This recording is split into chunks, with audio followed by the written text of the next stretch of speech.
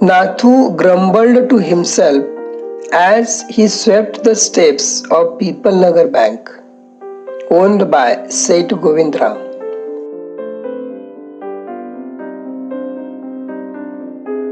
He used the small broom hurriedly and carelessly, and the dust, after rising in a cloud above his head, settled down again on the steps. As Nathu was banging his pan against a dustbin, Sitaram, the washerman's son, passed by. Sitaram was on his delivery round. He had a bundle of freshly pressed clothes balanced on his head. "Don't raise such dust," he called out to Nathu. "Are you annoyed because they are still refusing to pay you an extra 2 rupees a month?" "I don't wish to talk about it," complained the sweeper boy. "I haven't even received my regular pay, and this is the 20th of the month. Who would think a bank would hold up a poor man's salary? As soon as I get my money, I am off. Not another week I work in this place." And Nathu banged the pan against the dustbin several times, just to emphasize his point and giving himself confidence. "Well, I wish you luck," said Sitaram. "I'll keep an outlook for any job that might suit you." And he plodded barefoot along the road, and the big bundle of clothes hiding most of his head and shoulders. At the fourth home he visited, Sitaram heard the lady of the house mention that he was in need of a sweeper. Tying his bundle together, he said, "I know of a sweeper boy who is looking for work. He can start from next month. He is with a bank just now, but they aren't giving him his pay and he wants to leave." "Is that so?" said Mrs. Srivastav. "Well, tell him to come and see me tomorrow." And Sitaram, glad that he had been of service to both a customer and his friend, hoisted his bag on his shoulders and went his way. Mrs. Srivastav had to do some shopping. She gave instructions to the ayah about looking for the baby and told the cook not to be late with the midday meal. Then she set out for the Peoplenagar marketplace to make her customary tour of the cloth shops. A large shady tamarind tree grew at the end of the bazaar, and it was here that Mrs. Srivastav found her friend, Mrs. Bhushan, sheltering from the heat. Mrs. Bhushan was fanning herself with a large handkerchief. She complained of the summer, which she affirmed was definitely the hottest in the history of Peoplenagar. She then showed Mrs. Srivastav a sample of cloth she was going to buy, and for 5 minutes they discussed its shade, texture, and design. Having exhausted this topic, Mrs. Srivastav said, "Do you know, my dear, that Seth Govindram's bank can't even pay its employees? Only this morning I heard a complaint from their sweeper, who hasn't received his wages for over a month." "Shocking," remarked Mrs. Bhushan. "If they can't pay the sweeper, they must be in a bad way. None of the others could be getting paid either." She left Mrs. Srivastav at the tamarind tree and went in search of her husband, who was sitting in front of Kamal Kishore's photograph shop, talking with the owner. "So there you are," cried Mrs. Bhushan. "I have been looking for you for almost an hour. Where did you disappear?" "Nowhere," replied Mr. Bhushan. "Had you remained stationary in one shop, I might have found you. But you go from one shop to another like a bee in a flower garden. Don't start grumbling. The heat is trying enough. I don't know what's happening to People Nagar. Even the bank about to go bankrupt." "What's that?" said Kamal Kishore, sitting up suddenly. "Which bank?" "Why, the People Nagar Bank, of course. I hear they have stopped paying employees." "Don't tell me you have an account there, Mr. Kishore." "No, but my neighbor has," he exclaimed, and he called out over the low partition to the keeper of the barber shop next door. "Deepchand, have you heard the latest?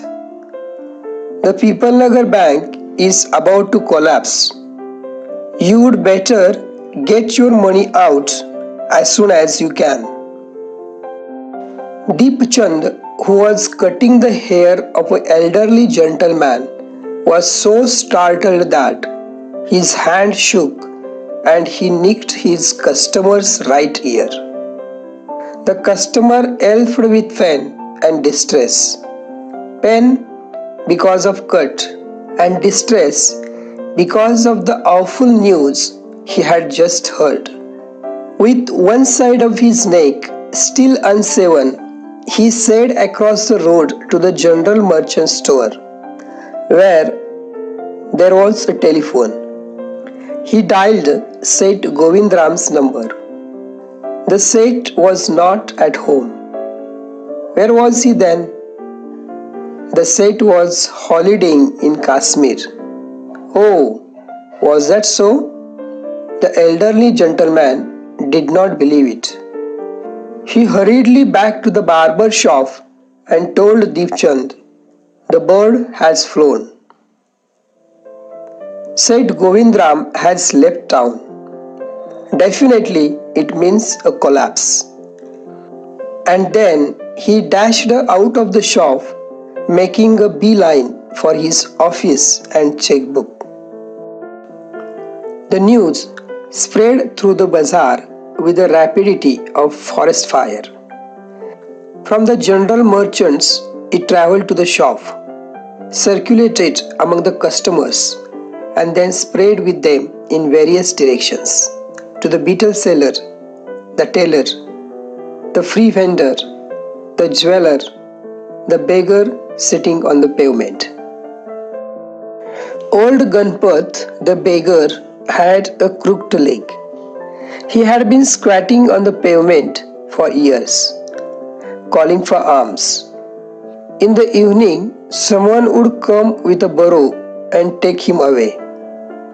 He had never been known to walk, but now, on learning that the bank was about to collapse, Ganpat astonished everyone, leaping to his feet and actually running at the top speed in the direction of the bank. It soon became known that he had 1,000 rupees in savings.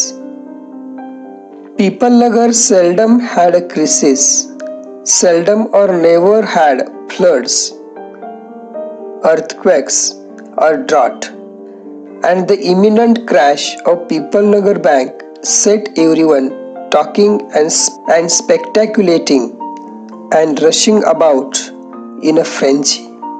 Some boasted of their far-sightedness, congratulating themselves on having already taken out their money, or on never having put any in. Others speculated on the reasons for the cash. Putting it all down to excesses indulged in by Seth Govindram. The Seth had fled the state, said one. He had fled the country, said another. He is hiding in People Nagar, said the third.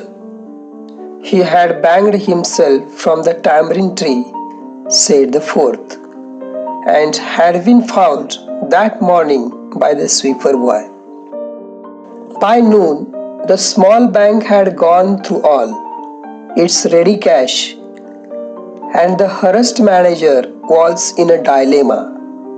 Emergency fund could only be obtained from other bank some 30 miles distant, and he wasn't sure he could pursue the crowd to wait until then. And there was no way of contacting Seth Govindram on his houseboat in Kashmir. People were turned back to the counters and told to return the following day. They did not like the sound of that, and so they gathered outside on the steps of the bank, shouting, "Give us our money or we will break in and fetch the Seth. We know he is hiding in a safe deposit locker." Mischief makers who didn't have a paisa in the bank joined the crowd and aggravated their mood. The manager stood at the door and tried to placate them. He declared that the bank had plenty of money but no immediate means of collecting it. He urged them to go home and come back the next day. "We want it now," chanted some of the crowd. "Now, now, now." And a brick hurtled through the air and crashed through the plate glass window of the People Nagar Bank. Nathu arrived next morning to sweep the steps of the bank. He saw the refuse and the broken glass and the stone cluttering the steps. Raising his hands in a gesture of horror and disgust, he cried, "Hooligans, sons of donkey! It isn't bad enough to be paid late. It seems my work has also to be increased." He smote the steps with his broom, scattering the refuse. "Good morning, Nathu," said the washerman's boy, getting down from his cycle. "Are you ready to take up a new job from the 1st of next month?" "You will have to, I suppose, now that the bank is going out of business." "How's that?" said Nathu. "Haven't you heard?" "Well, you would better wait here until half the population of People Nagar arrives to claim their money." And he waved cheerfully. He did not have a bank account and sped away on his cycle. Nathu went back to sweeping the steps, muttering to himself. When he had finished his work, he sat down on the highest step to await the arrival of the manager. He was determined to get his pay. Who wouldn't have thought the bank would collapse? He said to himself, and looked thoughtfully into the distance. I wonder how it could have happened.